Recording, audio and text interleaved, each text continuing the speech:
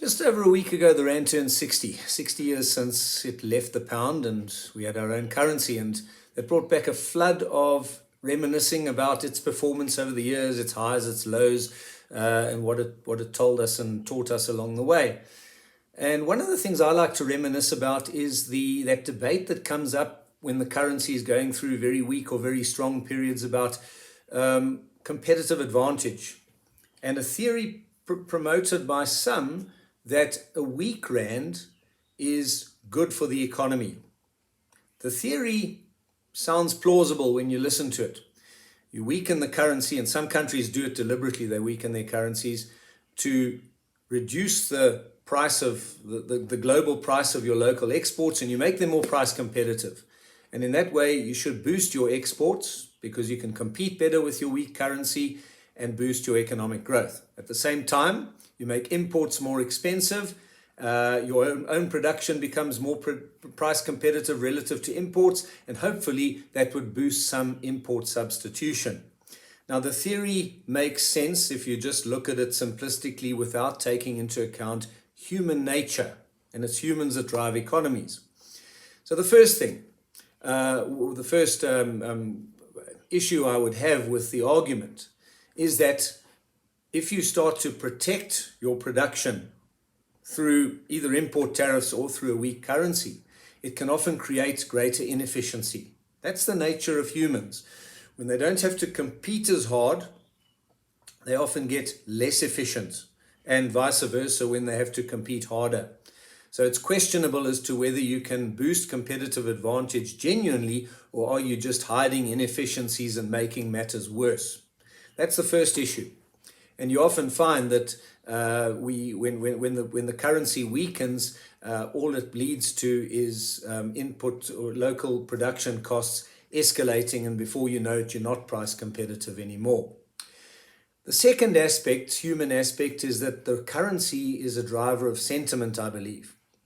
People see the rand as the share price of the country. And when it's strong, it boosts sentiment. Business sentiment, consumer sentiment, everybody feels a little bit better when the currency is strong, and they feel like in hard currency terms, their wealth is worth something. And vice versa, when it's weak, it's clearly a dampener of sentiment. That's what I've seen over the years.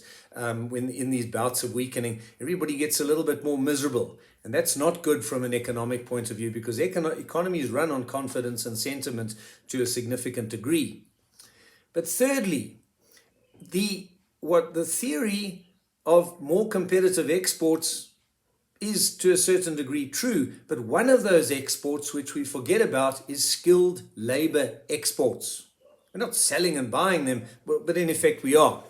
For skilled labor, I'm talking about doctors, accountants, or professional sportsmen. That's the highest profile example.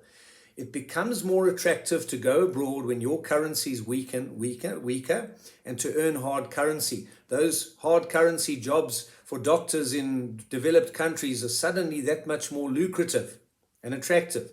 And it becomes much easier, much cheaper for those countries to lure your skills their way.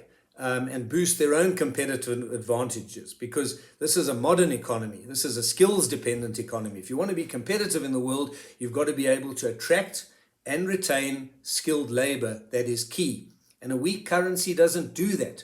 And I think if ever you want a high-profile example, very obvious example of where that's the case, we don't have to look much further than professional sport, and probably specifically rugby.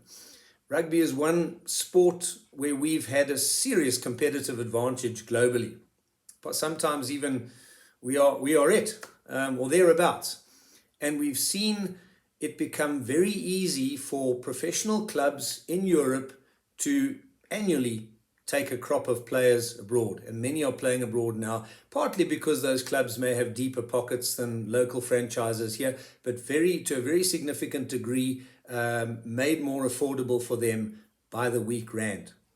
That's what a weak currency does. It helps to decimate your skills base, and I think in principle is undesirable, not desirable from a competitive advantage point of view. A strong currency enables you to import or retain what you need to retain in terms of inputs, and skilled labor inputs being key to that in order to build a competitive advantage. So there's no easy way out when it comes to competing globally, economically.